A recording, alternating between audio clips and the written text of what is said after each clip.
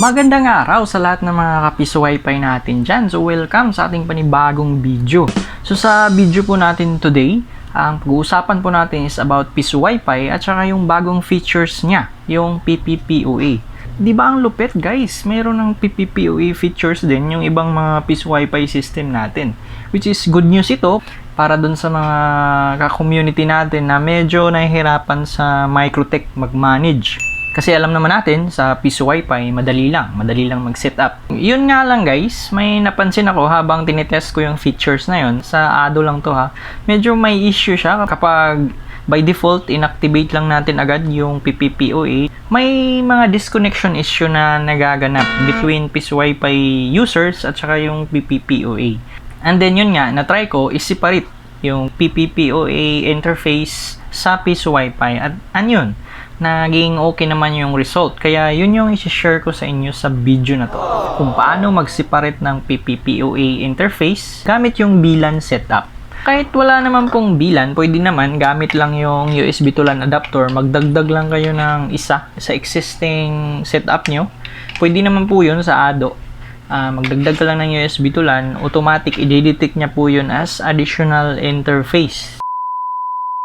Okay, so before tayo mag-proceed, syempre, shoutout muna natin yung ating malulupit na mga kapiso wifi. Unahin na natin si Sir Bernie Domingo. Ang sunod na shoutout natin is si Sir Arsenio Rodrigo. Then, si Charlie Mera. And also, shoutout din para sa JP Link Wi-Fi Hotspot. And last but not the least guys, is para kay Sir Mark Lister Macarilay. So, ang gagamitin ko pala sa video natin na to is, syempre, kailangan meron kang Raspberry Pi or Orange Pi. I suggest yung minimum na gamitin nating board sa Orange Pi is yung Orange Pi PC. Pero kung, yun nga, may PPPoE kang ihahalo sa services mo, mas magandang bilhin nyo na guys is yung Raspberry Pi 4. Syempre, the higher the specs, mas maganda. Yung system na gagamitin natin is yun nga, yung Ado. Yung ibang piso wifi system, meron din naman silang PPPoE like sa LPB, pero I'm not sure kung meron silang ganung option parehas kay Ado. Pagdating sa interface, di lang sure guys. Hindi ko kasi nasisilip na yung ibang system ngayon eh. At saka gagamit tayo ng dalawang access point kasi yun nga, di ba, i-separate natin yung dalawang services natin, yung piso wifi at saka PPPoE. Sige, isa sila na access point dapat. At saka yun nga, dahil magbibilan tayo, gagamit tayo ng hex. Kung negosyo po yung hanap nyo pagdating sa internet, hotspot, PPPoE, or small scale ISP, mag-offer kayo ng mga services na ganun. Ito po yung the best na router to start with. Maliit pero malupit. Kung gusto nyo pong bumili through cash on delivery sa mga pinakita ko po sa inyo, pwede nyo pong i-check yung ating description sa baba. Meron po tayong nakakompile dyan na link, Shopee or Lazada ba yan, para hindi na kayo mahirapang maghanap at saka hindi na kayo tanong ng tanong kung saan ko yan nabili. Okay, so ngayon guys, punta na tayo sa ating laptop at una natin i-set up yung Ado system natin and then sunod naman is yung ating VLAN. So tara!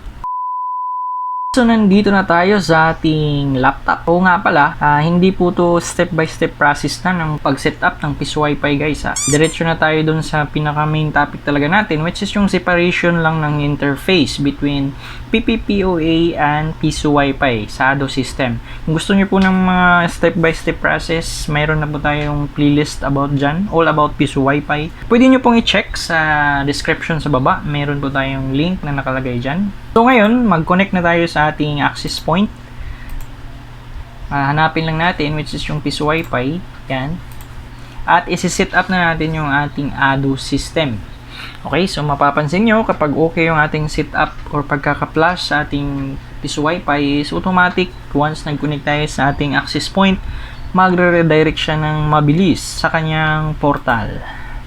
Okay, so ganyan yung default portal ni Ado. Lagyan natin ng / din admin para makapasok tayo sa kanyang dashboard. Ayun, so bagong flash ko tong system na to ni Ado. Tapos naka-trial period pa. Pero don't worry kasi yung trial version naman ni Ado is fully functional siya. 14 days. Pwede natin siyang magamit ng buo. At yung software version natin is 4.2.1. Oo nga pala guys, merong dalawang klase ng license si Ado. Yung light at saka yung business. Okay, so yung gamit natin is business sa video na to. At dapat yun din yung gamitin nyo kung gusto nyo i-follow yung ating gagawin. Kasi sa light version is limited lang yung option natin pagdating sa interface. And speaking pala guys of license, kung gusto nyo yung bumili at kung gusto nyo makatipid at kung gusto nyo makasigurado, isa lang po yung marirecommend ko sa inyo, si Ryan Sia. May mga kits din po siya na for sale. Malaki yung matitipid nyo kung direct nyo kukunin sa kanya na mismo. Okay, so punta muna tayo dito sa ating network and then interface. By default, ganyan lang yung interface niya. Ether 0 at saka Bridge 0. So sa Bridge 0, dyan po nakakonect yung ating Apis Wi-Fi na service by default. And then syempre yung WAN natin doon sa Ether ports ng ating board. Okay? And then mapapansin nyo dito itong Ether 1. Yan po yung USB to LAN na kinonect natin sa kanya. Once nagdagdag po kayo ng isa pang USB to LAN, automatic din siyang babasahin dyan ni Ado. Then may tag na Ether 2 or Ether 3 kung more than 2 yung idadagdag nyo. I-install muna natin yung PPPoE server ni Ado since by default hindi siya naka-install. So kailangan mo siyang i-install. Nandito siya sa plugins. Yan. Then, punta ka sa install and update. Hanapin lang natin yung AdoSoft PPPoE server plugin. Yan, more info lang tayo guys. And to note lang, under beta stage pa lang to siya. So, hindi pa talaga siya officially release, nakasama sa package. Pero so far, nung na-test ko siya, is okay naman. So, install lang natin yung pinaka-latest version, syempre, yung 1.0.2. Install lang natin yan.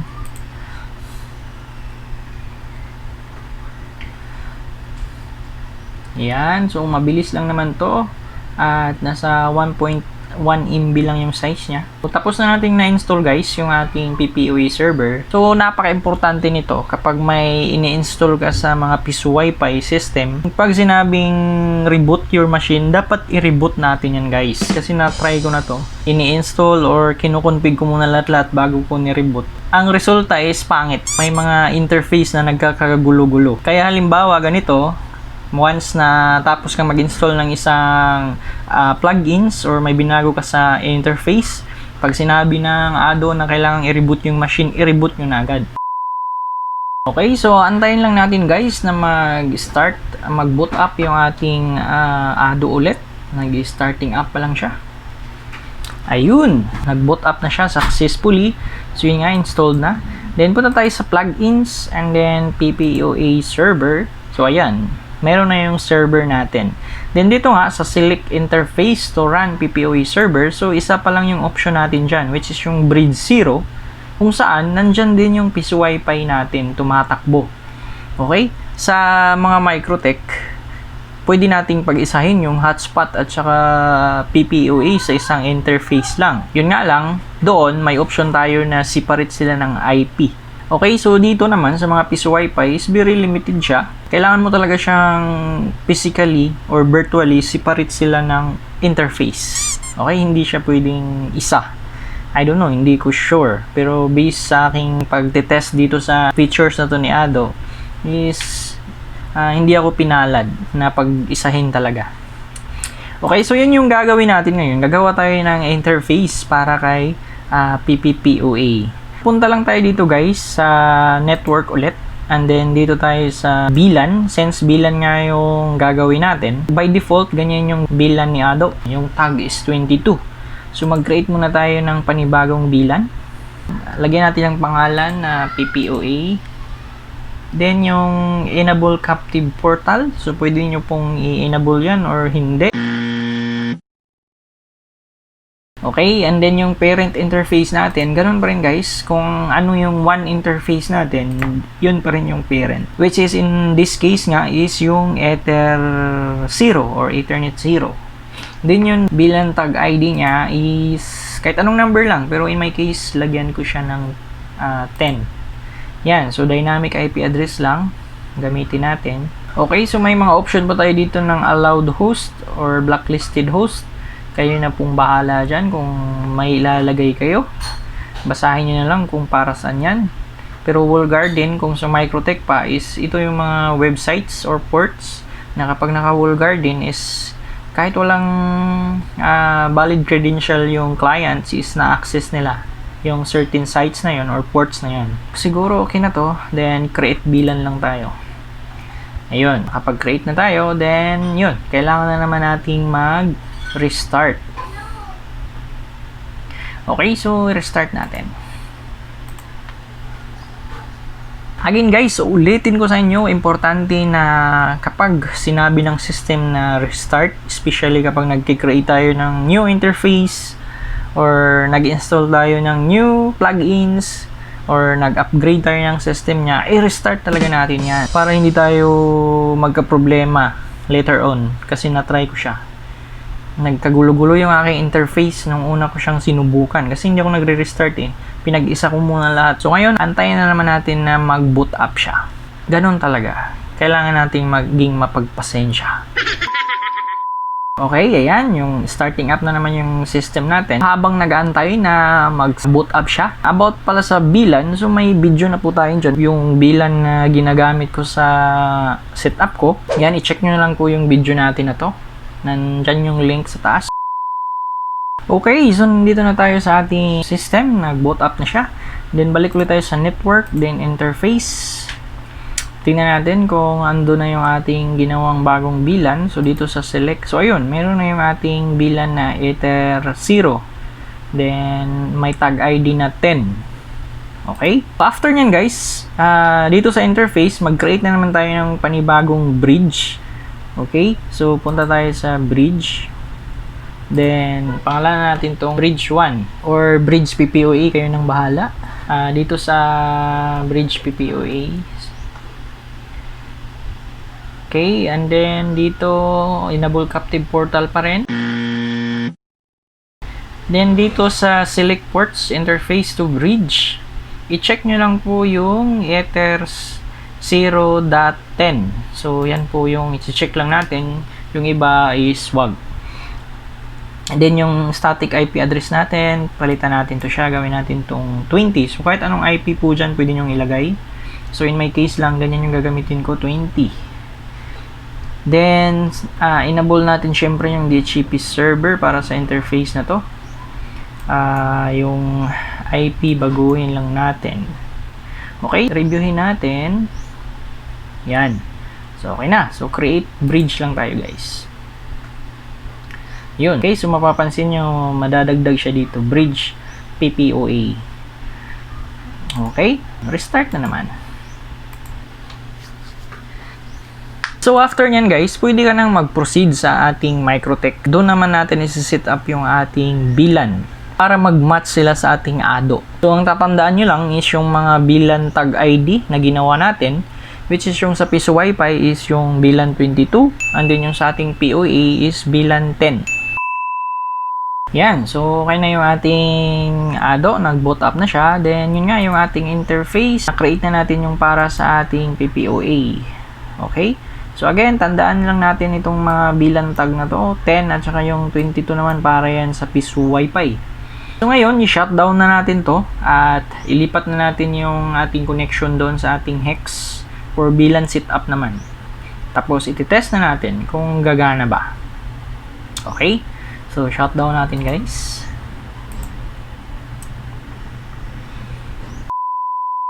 Yung hex naman yung isa-set up natin for VLAN. So yun nga, may available script na tayo ng VLAN configuration natin. Nasa description yung link. Purely VLAN setup lang to guys. At tested ko po ito sa Hoplite at Microtech Hex.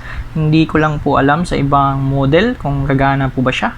Pero pwede nyo pong itry. Since script naman po yun at hindi backup. Copy paste lang po kayo sa terminal. Okay? So ngayon punta tayo sa ating laptop at tirahin na natin yung ating hex. Yan, so nandito na tayo sa laptop. So ayun nga, yung ating Microtech Hex na naka-VLAN. Okay, so login lang tayo.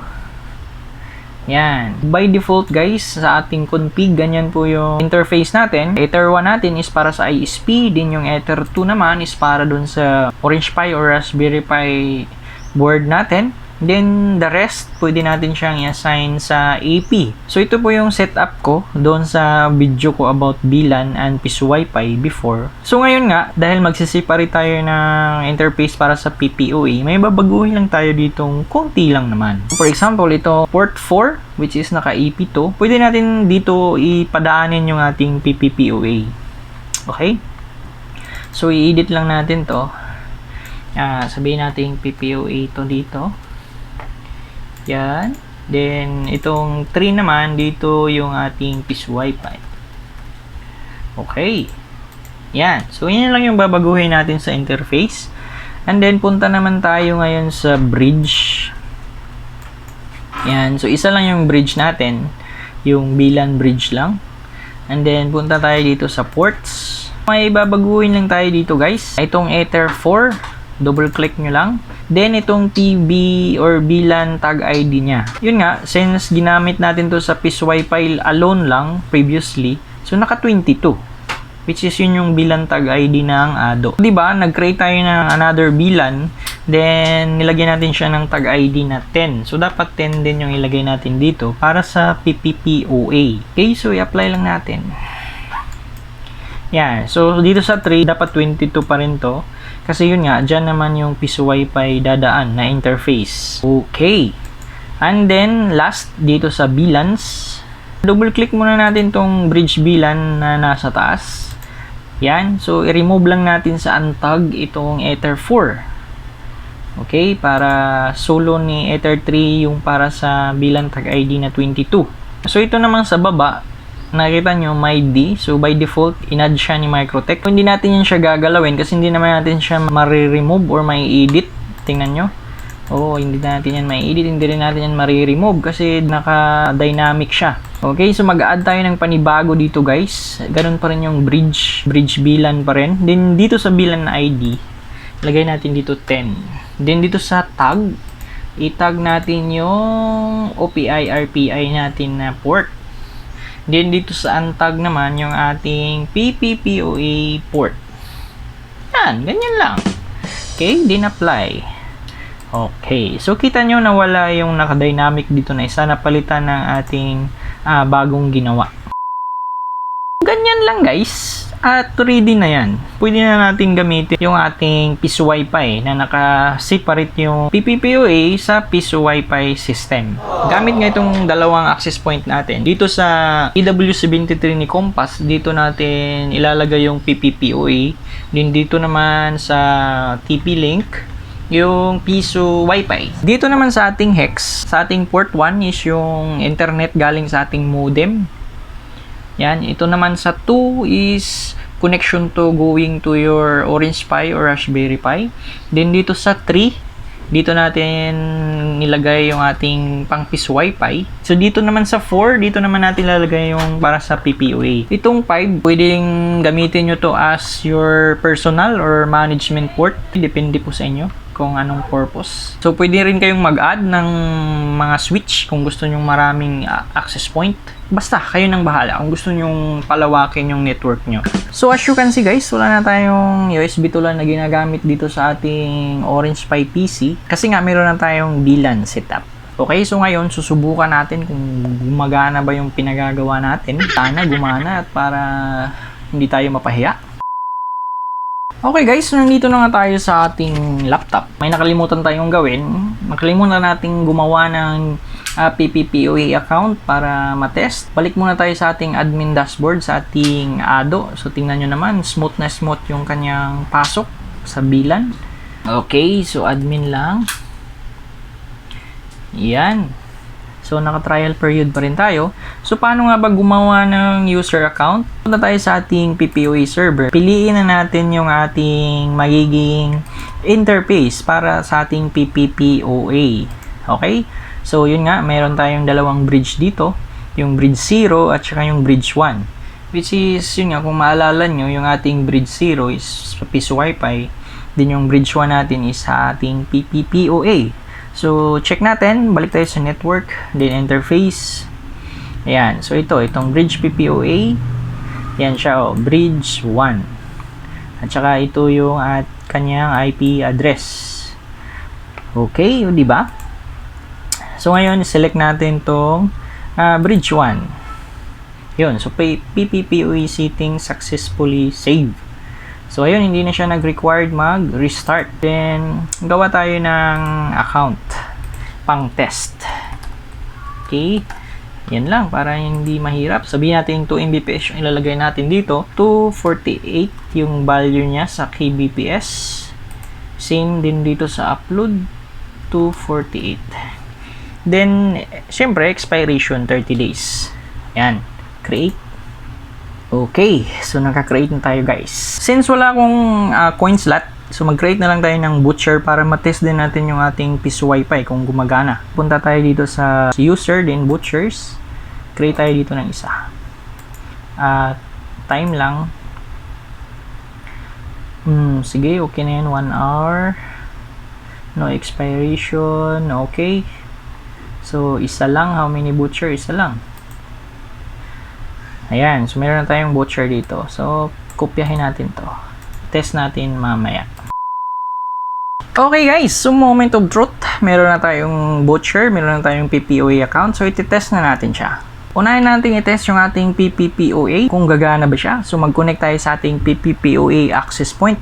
So, by the way, sa pag-distribute ng PPPoA, pwede pong through wireless. Gamit lang tayo ng mga CPA. And then, pwede din namang wired connection.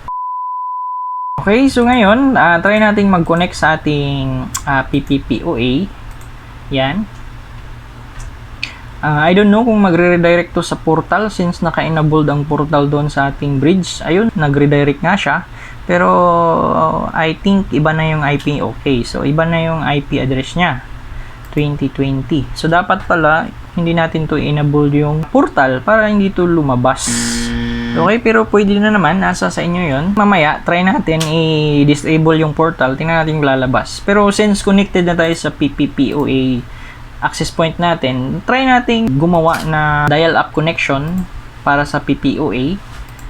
So, punta lang tayo dito sa network interface. So, kung computer po yung gamit ng client, pwede nyo i-set up agad yung PPOA account niya, direct. Pwede din naman sa router mismo. May mga tutorial na po tayo niyan dito sa ating channel. Pwede nyo pong i-check kung paano. Okay, so para makagawa tayo ng dial-up or PPOA connection, punta lang tayo dito sa dial-up. Then, start new connection. Then, connect to internet. Then, broadband PPPoA lang. Then, yung ginawa nating account kanina, which is test. Okay, show characters, remember password, then connect. Tingnan natin. So, ayun. Testing your internet, meaning tinanggap yung ating credential, guys. Sana mag-okay. So, tingnan natin. So, connected pa rin siya sa PPPoA. So, ayun. You are connected to the internet. Ang lupit naman ito. Oh, hindi maganda. Okay. So, try nating mag-browse daw ng internet. Try natin mag-speed test. Diba, ang sinet natin doon is 2 Mbps.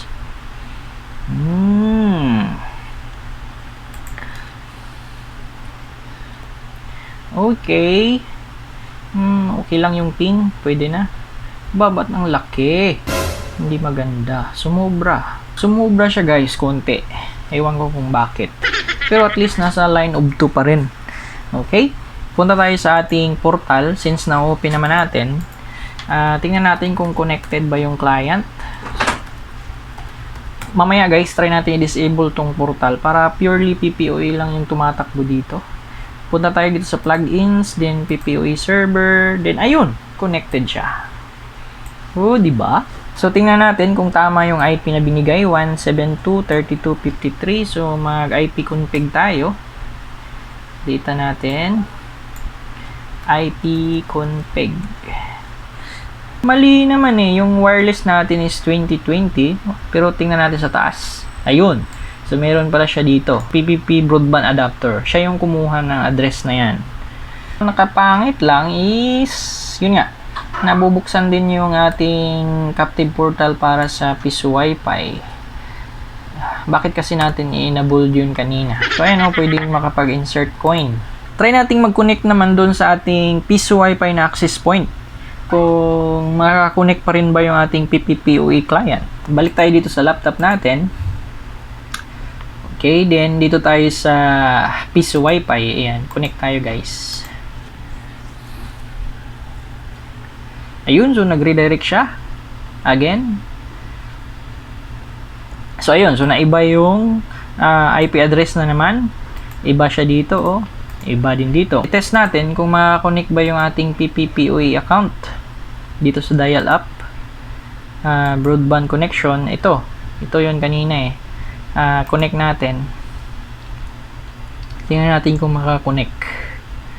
Okay, so ayun, connecting lang siya guys. Ayaw niyang mag-connect. So gamit nating access point is yung Piso Wi-Fi. Oh, di ba? So try nating i-add ulit yung PPPoE account. Test, show character, connect. So, ayun. So, pag ganyan, connecting lang through one, hindi agad nag-connect. Kasi yung PPoE, mabilis yan mag-connect eh. Meaning, wala talaga yung pag-asang mag-connect. Okay? So, gumagana siya guys. Nag-separate siya. Hindi siya naki-join dito sa Piso Wi-Fi. Pero, yung Piso Wi-Fi is nandyan. Yan o, nandyan. So, ayun. Nag-filled na nga. Diba? So, try natin yung ating ginawang butcher kanina kung makakapasok tayo sa Piso Wi-Fi. Dito yan, activate voucher. Yehey! Connected. Okay, so yun, gumagana siya. Tingnan natin kung merong internet. Ayun, so meron pa rin. Yan, so by default yata yung butcher ni Ado is tag 3 Mbps. Try natin mag speed test. Okay, ayun, so may ping pa rin. Yun nga, 3 Mbps. Again, connected tayo sa Piso Wi-Fi na antenna. And then, hindi gumana yung ating PPPoE. Kasi nga, nandito lang siya, inactivate natin sa PPPoE interface. O, diba? Ang lupit! Kung may balak po kayong mag-establish ng isang small scale na ISP sa area nyo, pwedeng-pwede na tong system na to guys. Especially kung wala kayong time or nahihirapan kayong aralin yung Microtech. Pwedeng-pwedeng alternative na to. Basta with the right hardware na gagamitin, okay.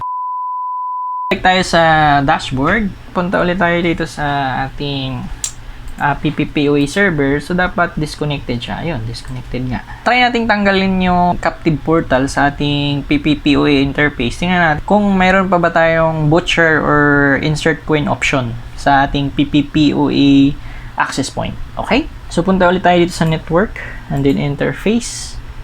Ayan, and then dito sa ating PPPoE bridge, sa ating bridge PPPoE, saan na yung portal? Ito. Uncheck natin yan. Okay, then save. Ayun, required na naman tayong mag-restart at sumunod tayo kapag sinabing mag-restart. Okay, restart machine. Okay, so habang nag-aantay tayong mag-restart yung ating machine, nagbigay na ako ng konting suggestion doon kay Sir Ado sa developer ng system na to, na kung sana pwede yung PPPoE features niya sa system is may separate captive portal siya sa Piso Wi-Fi. Iba yung captive portal ni PPPoE. Kumbaga sa client side, makikita niya kung magkano yung balance niya, kung magkano yung plan na enable niya, parang something ganun. Same admin dashboard pa rin syempre, para kapag nag-remote access tayo is madali lang. Check na natin lahat, PPPoE, hotspot, Piso Wi-Fi. Diba? Sana okay sa kanya yung suggestion natin na ganun. At pwede tayong makapag-post notification as payment reminder dun sa mga medyo makakapal na muka nating client, yung matitigas magbayad. So ngayon guys, since dinisable na natin yung captive portal, ay nakalimutan pala natin, sa bridge lang natin yung ginawa, which is doon sa VLAN, mayroon din yun eh. May option din yun na captive portal, pero tingnan pa rin natin. So try natin mag-connect ulit sa ating PPPoE. Sablay pala tayo guys, dapat doon sa VLAN pa lang, in-uncheck na natin yung captive portal, para talagang hindi maka-access yung ating Piso Wi-Fi sa ating interface. Try natin ulit mag-login sa ating PPPoE account.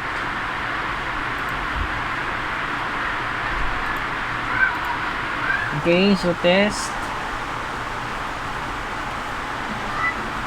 Then test. True. Ayan, connect. Okay, so verifying username. Okay, ayun. So connected tayo.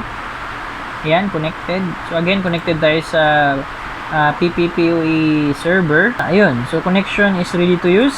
So, okay. So, tingnan natin kung anong mangyayari sa ating kapag tinype lang natin yan.